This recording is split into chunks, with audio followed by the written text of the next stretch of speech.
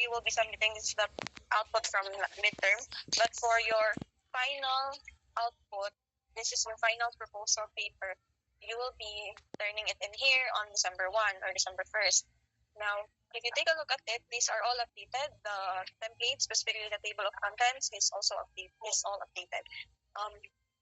Please make sure to download. Do not open it as a Google Docs because it's a different thing. No, some part of the page layout, for example, will be different if you open a Google Docs. No, but if you will just use it, download the file and then use it as Microsoft Word, then you can retain the proper formatting. I highly advise that when you do your final revision, you use the laptops. You can borrow laptops in the library for efficiency. And then if you're printing it, I highly suggest you turn it into a PDF file first before you print it to avoid errors in your formatting. So this is to make sure that you can get a better grades because you're already sure with your formatting that it is clean and it is academically acceptable. For those who are still going to submit papers that are academically not acceptable in terms of format and consist of several errors or many errors, unfortunately, I will no longer proceed with checking the content because the format is not anymore doesn't pass rather the academic standard. So we will no longer proceed with looking at the content, but immediately we will rate it as it is. Kay kumbaga sa tinuod pa nga pagkastorya, kung magbasa mo sa ako o output nga dili academically acceptable ang format, ang buhaton ana is iuli man gid na siya. Iuli siya and then if there's time, you will revise the paper and you will never ever proceed if dili na siya academically acceptable in yung format.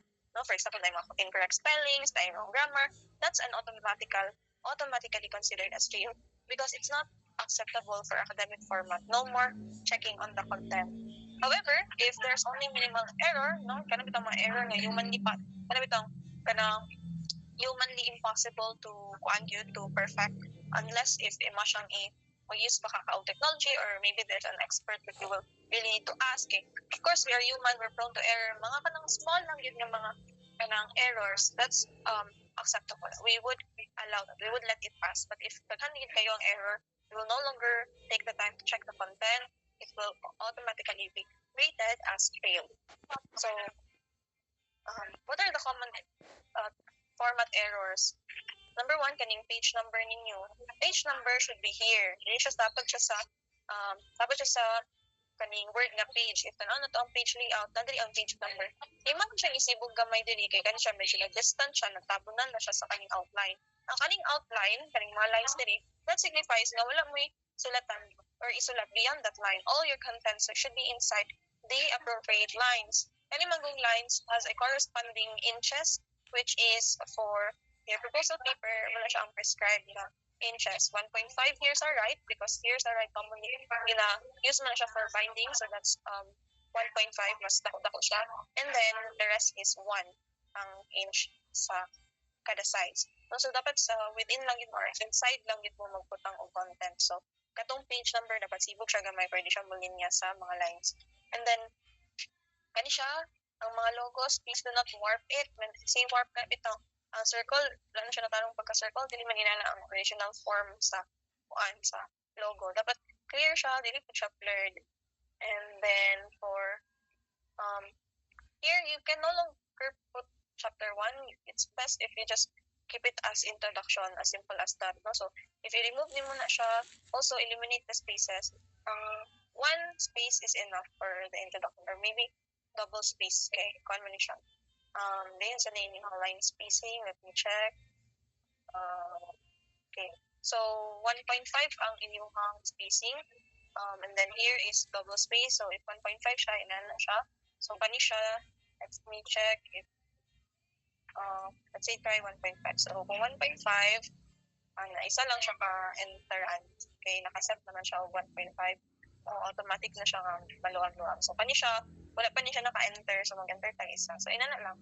nay isa ka enter, nay isa ka enter. Then the rest is naka 1.5 na siya nga spacing. And 1.5. So dapat inana siya. Na siya o itsura. Okay, so if ingon ani imong header, no, ang imong heading 1 for example, if ingon ani imong heading 1, then dapat sa table of contents, ang heading is ingon ani gyapon, naka-caps lock and bold. Then since naman ni siya sa center, we can definitely identify nga the center na siya. Then again, remove the chapter. So ang mabili na lang is review of related literature. Again, the caps lock and bold. Medyo nice so siya ang ilang caps lock and bold. Chapter 3, let's also remove that. Kay chapters is our description, but the header is methodology lang. So, and then let's take a look. Ang inyong format here is sa background of the study is italic and bold.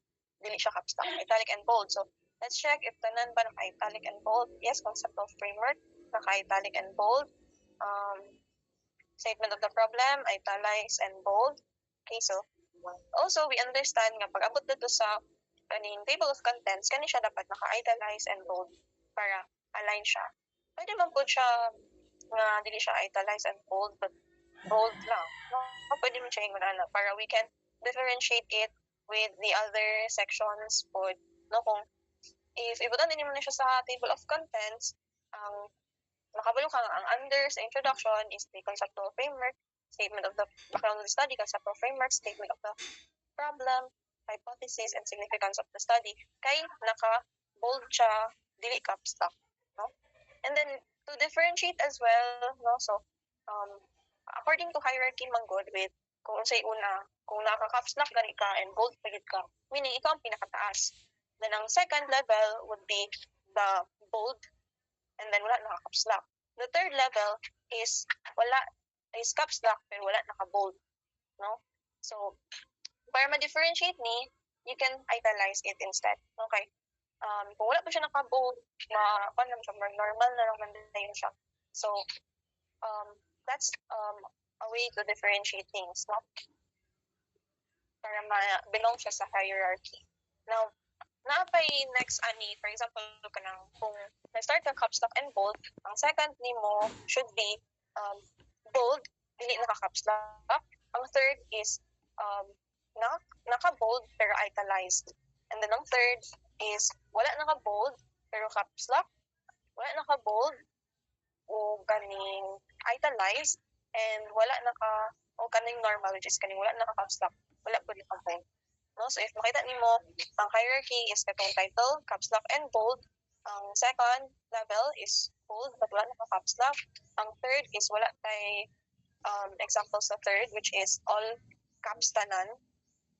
Fourth is kaning wala siya naka all caps but kaning naka italiced, no? And then ang normal na is kaning the body or the content itself.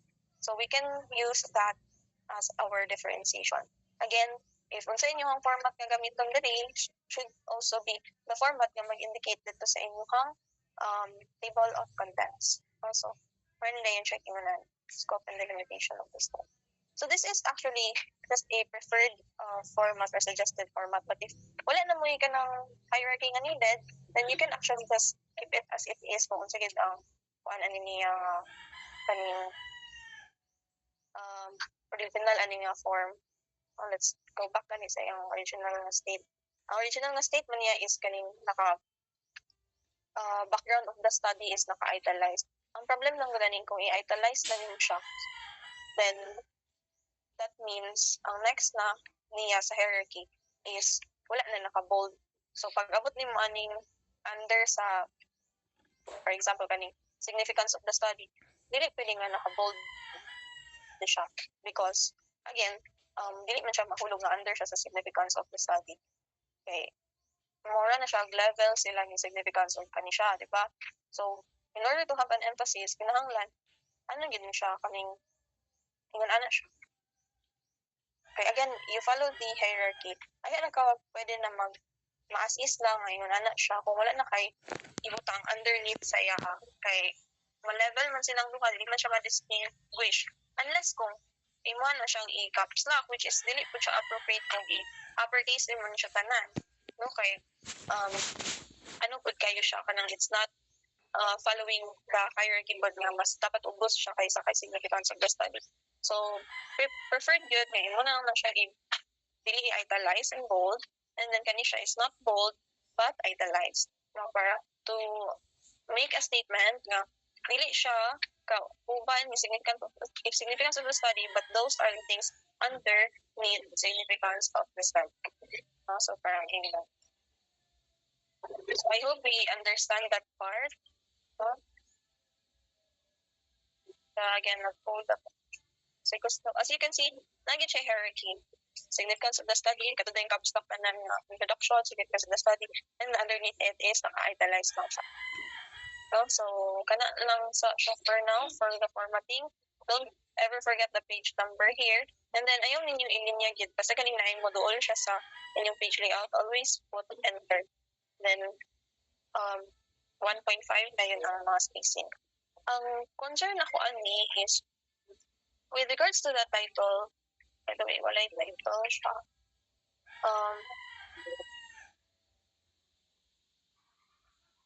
For your conceptual framework, it's advisable to put before you explain the framework, you write it down sa ang table. Putang sa nimang table, ano may explain ang framework. So, kaning mga explanation, you remove this, and then ang ibilin nimo, unang sa nimo ning table or graph or figures, ay ang explanation sa kanang figure. No? So, masyag mayon ani no. Una ta sa kaning table ay ang explanation. So, if manotice sab ninyo, kani siya nagsingkit kayo siya sa so tawag ano, let's move this something like that. So this is the reason why it's not advisable to use a Google Docs, but instead kato yung Word, okay, para dili siya manglahos, kani siya mag-mer siya, drawing lang siya, so error in yung format. And always kit sa concept of framework, dikit gid na ang arrow. Dili pwede nga ang arrow, dili siya modikit. Na siya gap. Okay, again, we are trying to eliminate the gap, so sigit lang din siya ang arrow. Then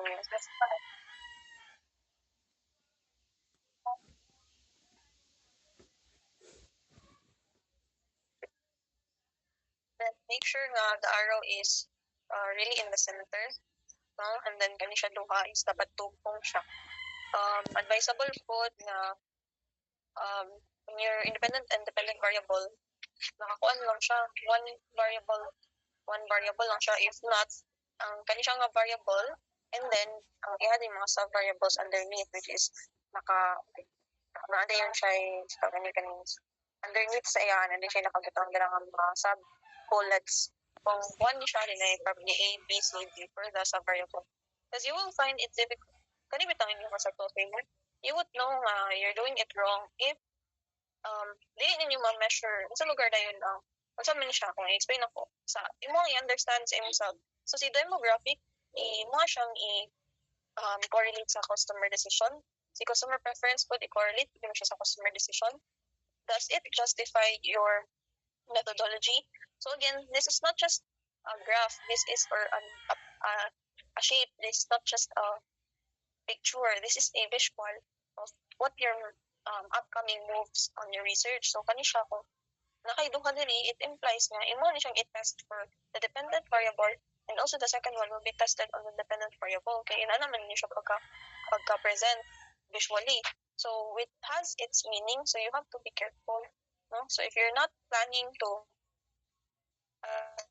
associate the demographic with the dependent variable, then do not include that on your conceptual framework. Also, the conceptual framework is dapat similar siya with your statement of the problem. So this study aims to determine the customer preference for many grocery stores in the non-core age. Now, your first problem is what are the demographic profiles. Then the next is what is the customer preference. Then here is affect the decision to I'm not sure about your um third third problem, third research question.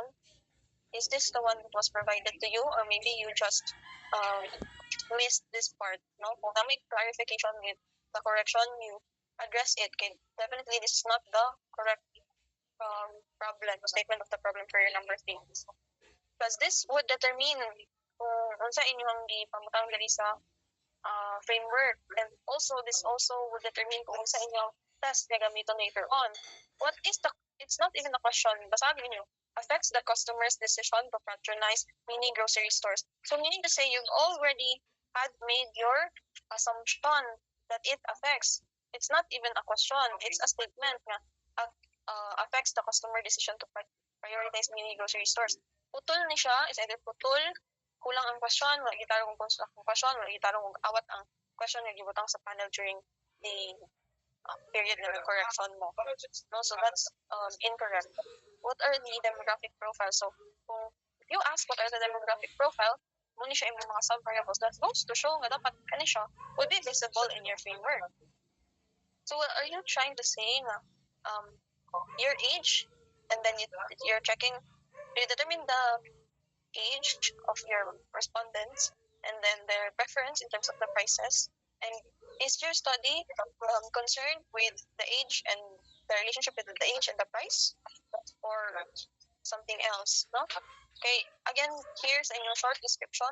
The study aims to determine the customer preference towards mini grocery stores. So does it mean that if you're does it mean that kanang mga age, let's say age 30 to 40, is more inclined to prefer mini grocery stores in terms of their price, in terms of their quality? So as you can see, di siya make sense kay like man si age, no? Probably ang age would have would be a factor in kumbaga mas daghan ang kaninga age group na mag-prefer to buy mini grocery stores. But would there be a relationship with the age and the price? No, marag na siya yung question niya yung anak kay you have to again go back here sa inyong framework. Mamagod din kang gibutang. So in our understanding on our end, kaning age, gender, occupation, and weekly allowances, relate din siya sa customer decision.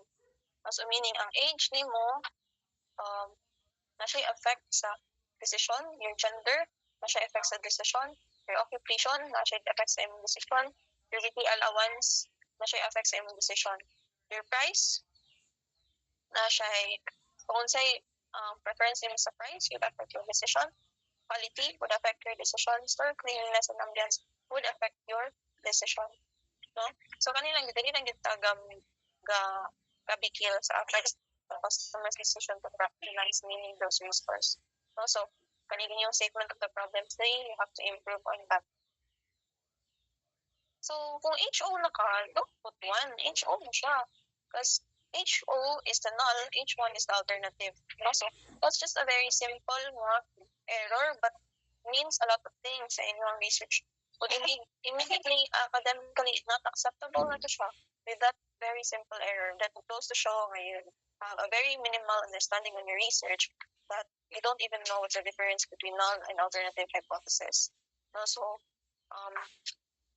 let's go back. There's no significant relation between marketing mix and customer preferences. Why are we changing our variables here? Nahimo naman na yun siya marketing mix when in fact we're talking about the price, quality of service, store cleanliness, age, gender, occupation, and weekly allowance. Namuman inyong ipang determine. Nakalit man si place, si promotion. Actually, si price na ang naabili. Maybe quality of the service, maybe naapa because service or product somehow they're in the same mix. Store cleanliness and ambience, that falls on where? The store cleanliness and ambience. That's on your place, no? But it's not being specific. It's not being specific to a marketing mix factor, good. Although these things are part of a marketing mix, we're not talking about the marketing mix factors here. So there's also a problem with your, as you can see, mabatin nyo, kasagara, when we have our RQ1 or the first research question, most likely this is a question related to your independent variable, a measurement of your independent variable.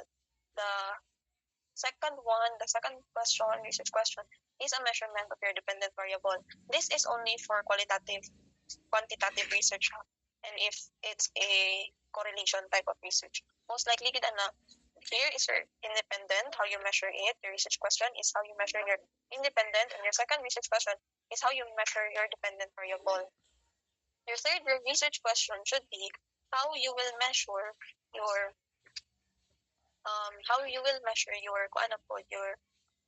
the relationship between your independent and dependent variable.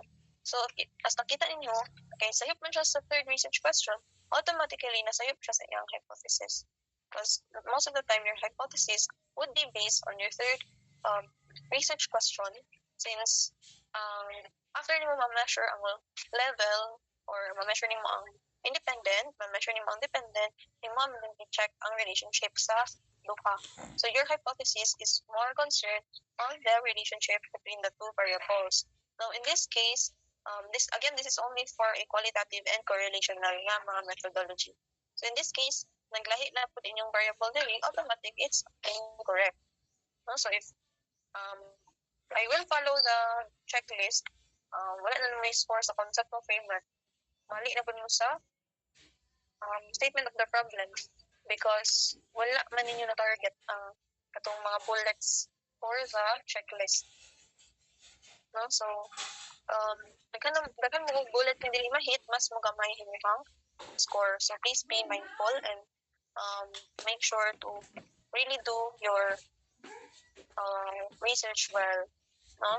You can utilize AI, but make sure that you only use AI ethically, meaning to say, just ask AI to teach you what's the meaning of this, what is the implication if they do that. But anything you put on your paper should be based on your analysis, should be based on your own information or information from legitimate resources, journals, books, etc., and then you cite if you got it from someone else. So now here in our definition of terms, as you can see, ang inyong lang gibutang variable is customer preference. I've already told you, you can also in the definition of terms, ang inyong pong ibutang dira aside sa mga highly faluting words or mga words na hindi kayo siya ma-understand on levels na dili mga experts sa inyong research or kanang mga tao nga readers in research but they don't have any background, they would easily understand what you're referring to. But in this case, kung gatag sa inyo example, you can write down your variables, no? But here, isa lang ka variables ang nabutang. So does it mean that you're still, up until this moment, kapit na mag-end ng finals, you're still confused on what your independent and dependent variables are? No? Because customer decision is not there. Demographic profile is not there as well. No? If demographic profile is not part of your variable, then don't write it here as a definition of terms, because most likely we already understand the meaning of what a demographic profile is. So mabutang lang is katong na a specific, not siya meaning. For example, marketing could have a different meaning when we talk about a lot of things. No, if I'm looking at the perspective of marketing research, probably I am talking about the execution of a marketing or a marketing department, or maybe marketing as encouraging customers to purchase your product. No, maybe I am talking about marketing, but I'm referring to the mix. Well, if I'm talking to I'm referring marketing, but I'm really referring to the channel. So here's a definition. You really have to write what it means based on your research, no, not the Google explanation or definition. So why is it that there's price, product, place, and promotion here? And if you go back, your place is talking about the process of distributing products to final customers for consumption. This is the book definition of place. But what you're really intending sa place is actually the store cleanliness and ambience only. So as you can see, ang inyong definition ng gibutang diri is a book definition but not the definition that you are actually trying to explain or use in your study. Dapat again, your definition should be kung unsay ginapasabot ninyo sa inyong study through mentioning these words. If the mention of place, ang imo ding ginapasabot ana is the store cleanliness and ambience. It doesn't ever mean anything about the book by the book definition kay broad ra kayo ang the process of distributing products to final customers for consumption. Again, the definition should be not the book definition, but how you use these terms or words in your study. And here po, then, same thing lang sa definition of terms. Ang inyong gibutang sa inyong review of related literature, again, is not the variables or the themes. Kung isa-just sa inyo ha, if you're just a starter, you utilize the themes, no? I-arrange nyo siya according to themes. No? Mga tema, kumbaga, tema sa inyong isulat or sa inyong mga istorya. No? Kung ang theme sa inyong life karon is kanang the life of a sugar, the life of, or ang imong theme is red because you're burning red, or if your theme in your life is kanang all about your thoughts, your tortured poet. If the theme of your life now is about sleepless nights, no, your theme is about midnights, no? Depende siya sa imong theme sa kung saan pagkasulat nimo sa imong kaning paper. So you also have to arrange it according to themes, no? Not according to author, but according to themes. Now, ang inyong mo pagka-arrange ani is just only on the marketing mix, which is not even your variable to begin with. So, there's a problem, a huge problem here on your content. It's very much questionable why these are your literatures when in fact these are not anything related to the variables of your study. What does the promotion has to do with what you're trying to measure? So, what does this citation mean if the theme itself doesn't even matter to your study?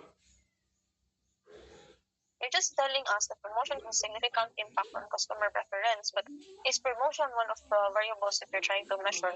Or you're actually opening a can of meaning na butang-butang mo na ng things na dili na part sa inyong study, meaning to say, ginagubot na ninyo ang inyong mind. So, ang most likely ana, if it's scrutinized on some paper, gubuton po mo sa panel just because you have opened a can of worm na dili man tanang siya part sa inyong study and research. It's a totally different research when you are looking at promotion as your variable. Because again, hindi na siya mo ang naka-indicate dito sa inyong study.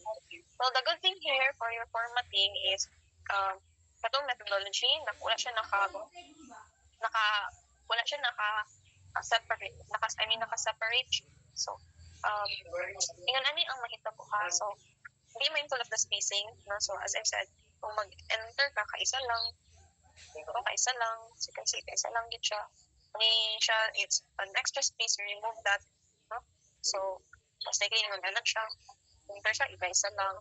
It's be mindful also of the font, no? Dapat everything is uniform. So, inani na siya. No? Or lagi, inani na siya. Sura. Remove na to na. Let's try to remove it. Iyahang background of the studies na siya enter before the first paragraph. So, most likely, pag out of the statement of the problem, enter, then the first paragraph, then here. So, also, kaning hypothesis, enter, ay ang hypothesis. But if not, then you remove everything. No? Para katong hypothesis, mas is siya.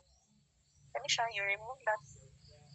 No? But for the sake na contra table, just enter it para mas separate siya sa conceptual framework.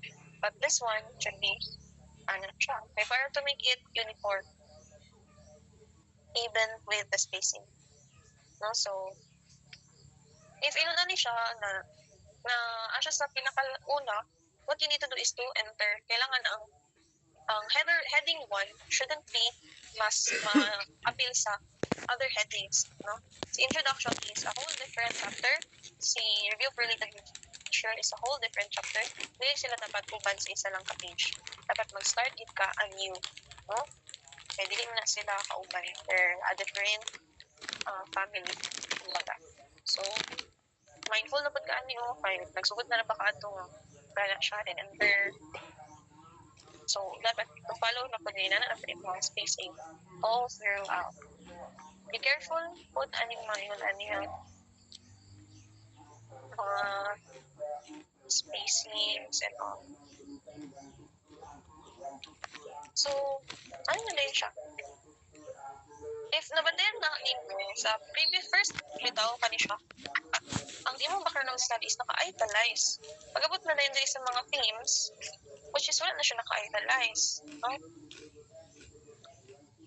So, what should it be? So, kinahanglan, hindi na siya naka-italize to make it uniform to the other sections. These sections is kanang related lang sila kay Mark kasi lang ang ka-level. Ang ka-level man is introduction, say review of related literature, and see methodology. So, ano sila? Hypothesis, significance, scope, definition of terms.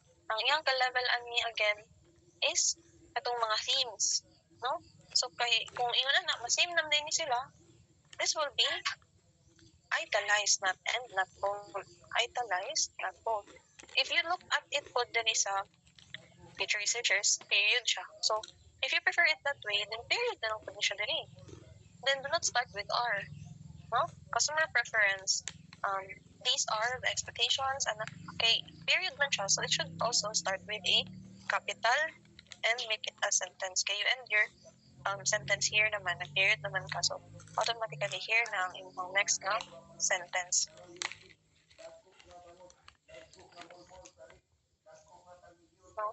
So, again, kung ilan na imong period naman na siya format ang the entire time. Kung yun ani, then you go back po dito sa definition, mo po na itong dash. So, it has to be all uniform.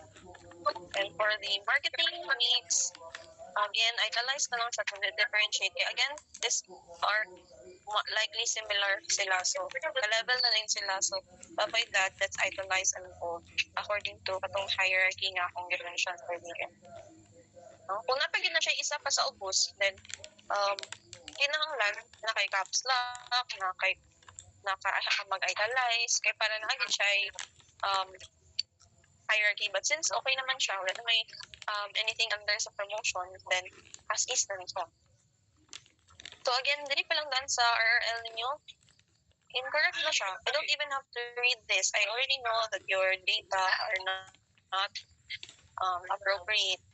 Dili siya tama nga mga supporting literatures. Because themes pa lang daan, wala na niyo siya i-organize. So, automatic na siya nga, wala mo nakapalo.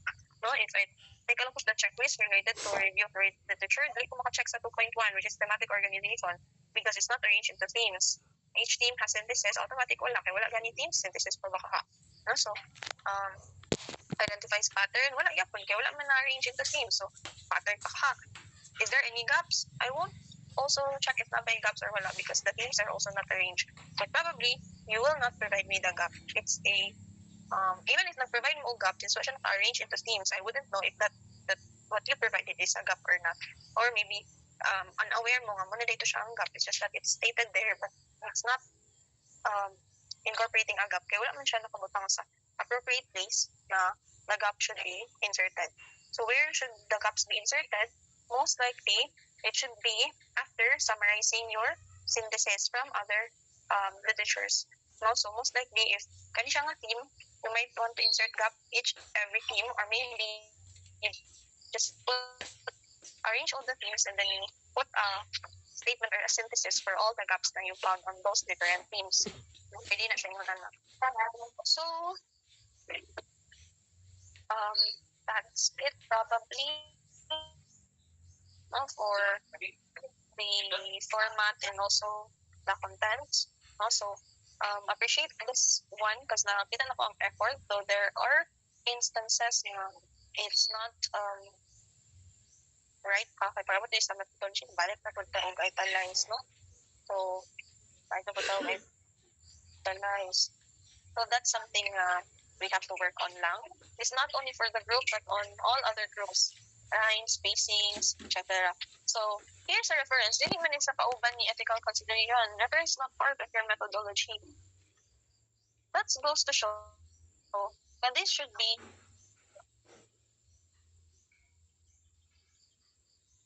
dili po siya i-caps lock. Let's go back to sa inyong table of contents. Answer siya. Check templates. Oh no, meron siya mo. Let's try to load it. Check the template, and then also dapat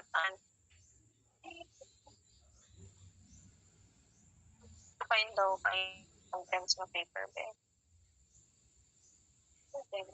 Okay, kanin. Let's check this one out. So, si reference, okay, part siya ni so, let's go back here sa ilaha. So, your reference should also be caps lock.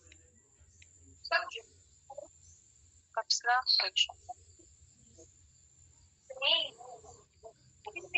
wait lang, hindi ko kabalawa sa kung mag-caps lock. But anyways, dapat nakakapital na siya. Reference. Okay, and then I appreciate the hanging indent, the italizations, etc. So, additional na lang po, your reference should be na ating information sa atong guidelines for the references. How many sources? Should be minimum of 15 to 20 sources. Again, minimum na siya, so you can exceed 20 plus. And then dapat, na ay local and international. Dapat 70% from 5 years or recent. Meaning kasi kung available ang pinaka-recent, you go for the most recent. And then has to follow the APA 7. I would consider a mix of 7 and 6 version. But if kaya ninyo i-modify itong mga na ay 6 na, 6 lang ilang ma-provide. If kaya ninyo mapaitaan pa makagina ma-7 siya, then you can do so. But if 6 lang yun yung kaya, then I would consider that as a starter or as a newbie. But please do not just give me 1, 2, 3, 4, 5, 6.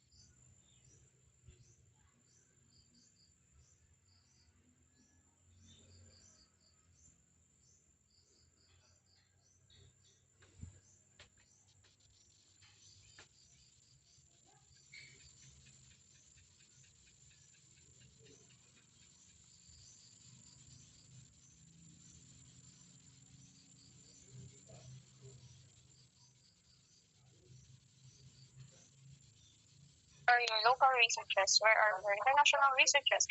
May iba nga ba because of the author and the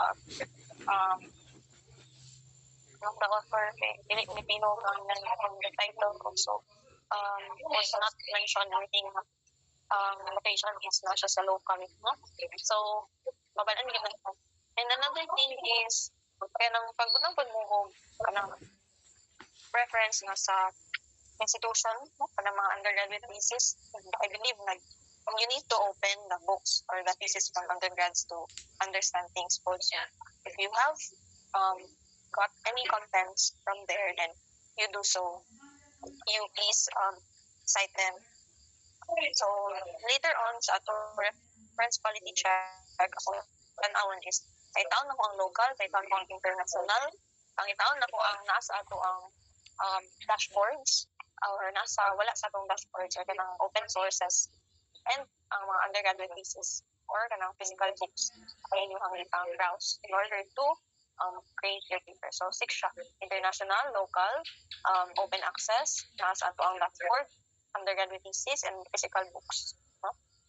So undergraduate or graduate thesis and then physical books na may textbooks or anything about qualitative research notes, informational, then muna yung gigamit na tool, and that's what you will put in there. So, that's it for now.